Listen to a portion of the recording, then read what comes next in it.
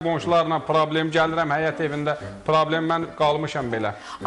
Demək, gələn efirlərimizin mövzusu var. Qonşularla olan problem. Çox hörmətli ekspertlərim, əziz ekspertlər, gələn həftə mövzumuz qonşular olacaq. Müraciətçi də deyəsən Ceyhundur.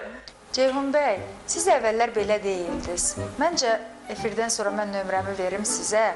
Uyğun vaxtda gələrsiniz, terapi olunarsınız.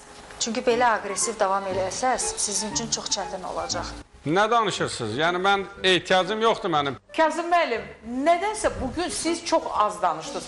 Elə onu da söyleyeyim, elə efirdə də az danışansınız. Amma istəyərdim bugün çox danışasınız. Artıq proqramın birinci hissəsi sona yaxınlaşır.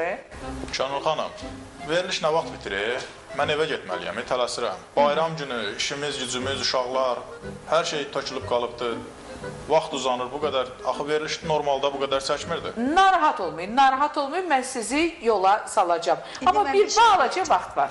Əslində Kazım bəy, siz tükənmişlik sindromu yaşayırsınız, çox yorulmusunuz. Buna görə siz də aqressiv olmusunuz.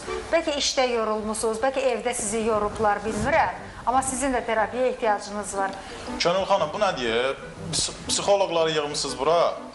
Bunlar da gəliblər elə bizə. Ceyhun bəy bayaqdandan görürəm ki, dəvət edirlər terapiya. İndi də məni, nə olub bu? Kazım bəy, məncə elə daha çox psixoloqa siz müraciət eləməlisiniz. 40 uşağa rəhbərlik etmək, atalıq etmək, o qədər